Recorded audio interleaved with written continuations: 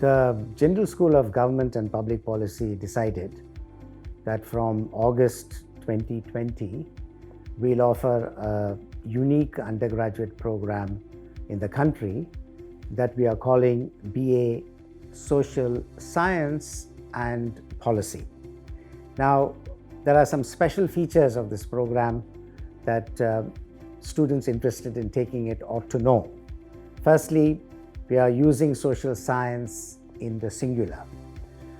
To make a reference to a whole group of disciplines which conventionally comprise economics, politics, sociology, anthropology, philosophy, political philosophy.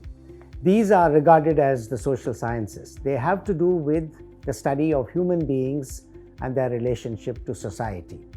Now, what's unfortunately happened over the years in education is that disciplines have got compartmentalized. So people focus on politics or political science, as it's called in some places. Some others focus only on economics. Some others take up sociology. But you don't get a holistic understanding about human beings in their relationship to society.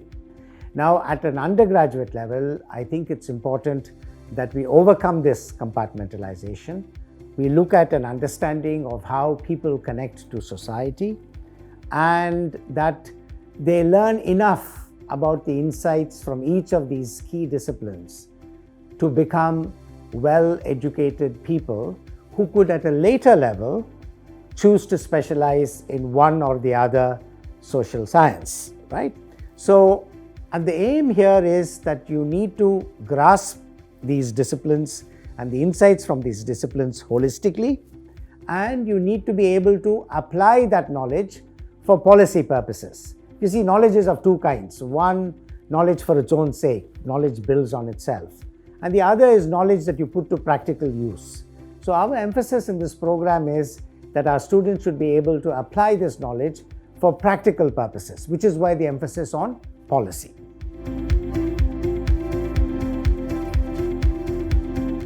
In the School of Government and Public Policy, we are privileged to have, along with the rest of the university, an excellent faculty-student ratio.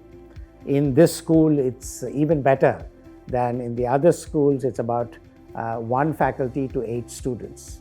So what that means is that we are able to pay individual attention to each individual student, not to push a student to reach a level of mathematics, say, which the student is not comfortable, but to pace it so that the student can understand and do well. Because one of the problems in education is that if you treat a whole mass of students as one lot and you expect them all to reach a certain standard of competence, they may not all do so. And those who take a little more time may be frustrated. Not that they are not competent, but it's simply that they need a little more time to understand certain concepts and ideas. So because of our excellent ratio of teachers to students, we are able to pay a lot of attention to each individual student. That's one feature. The other is that this is a faculty that comprises of those who've had experience in the real world, making policy.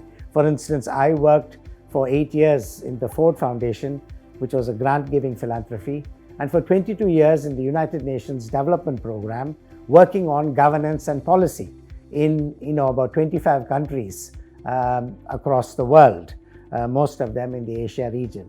So when I take a class, I bring into my lectures insights and learnings that I've got from practical experience. We also have outstanding faculty who are at the cutting edge of their disciplines. They are doing work that is taking the discipline forward. So it's not that you are learning something out of some old textbook. The knowledge that we impart to our students is absolutely current and relevant, and it raises critical questions, such as why did the entire profession of economics miss out that there was a 2008 financial crisis around the corner? Questions of that kind. which go to some very fundamental queries about, are the basic assumptions of economics as a discipline warranted? Should we change it? How should the pedagogy be conducted? These are all current issues and questions which are very much alive in this school.